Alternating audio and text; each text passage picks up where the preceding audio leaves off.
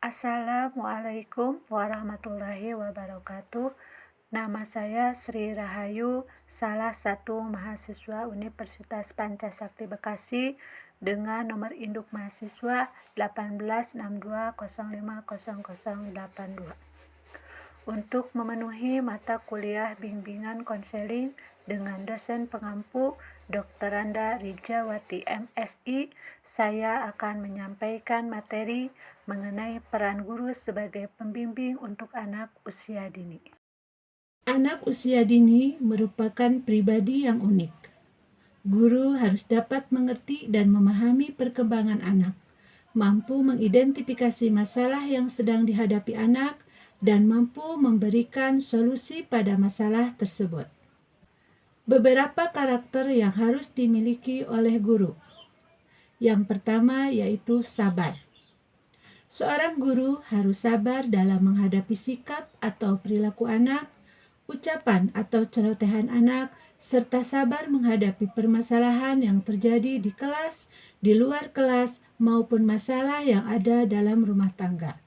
Seorang guru harus mampu menahan emosinya dalam menyelesaikan permasalahan yang terjadi. Yang kedua, yaitu penuh kasih sayang. Sudah sewajarnya seorang guru memberikan kasih sayang kepada anak didiknya, memiliki rasa ikhlas dalam mengarahkan dan mendidik peserta didik agar mereka merasa aman dan tidak tertekan. Yang ketiga, yaitu penuh perhatian dan ramah. Anak akan merasa bangga dan senang jika diperhatikan oleh guru. Mereka akan menganggap gurunya peduli terhadapnya. Selain itu, guru juga harus ramah agar anak dapat belajar dengan senang dan anak dapat mencontoh kebiasaan guru yang ramah terhadap siapa saja. Yang keempat yaitu toleransi terhadap anak dengan memberikan kehangatan. Tujuannya adalah mempersiapkan anak untuk hidup, belajar, dan bekerja dalam komunitas yang semakin beragam. Dengan sikap toleransi yang baik, anak dapat tumbuh menjadi orang yang berwawasan luas dan terbuka, sehingga punya kesempatan luas dalam pendidikan, karir, dan aspek kehidupan lainnya. Peran guru pendidikan anak usia dini dalam proses pembelajaran anak. Yang pertama yaitu sebagai fasilitator. Pendidik berperan sebagai fasilitator, bukan berperan sebagai pengajar. Artinya, pendidik bertugas mengarahkan apa yang sebaiknya dilakukan oleh anak dan mengusahakan sumber belajar yang berguna serta dapat menunjang pencapaian tujuan dalam proses pembelajaran.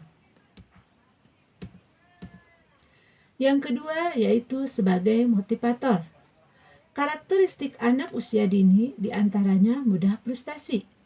Umumnya, anak masih mudah kecewa bila menghadapi sesuatu yang tidak memuaskan. Oleh karena itu, pendidik berperan sebagai motivator bagi anak.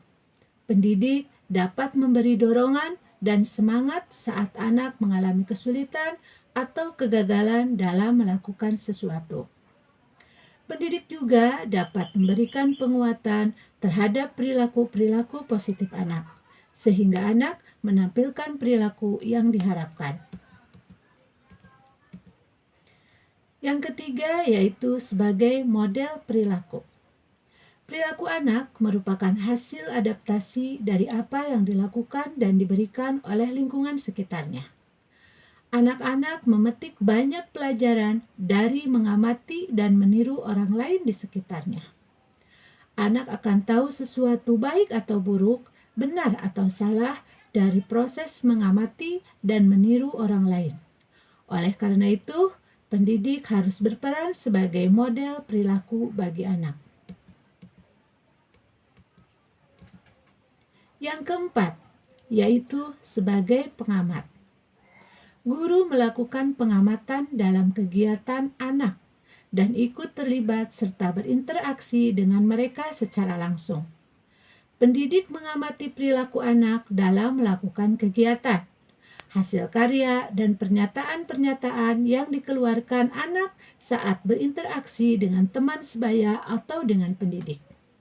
Hasil pengamatan dicatat, diberi komentar, dan diinterpretasikan sebagai bahan untuk merancang program pembelajaran yang sesuai dengan kebutuhan anak. Yang kelima, yaitu sebagai pendamai.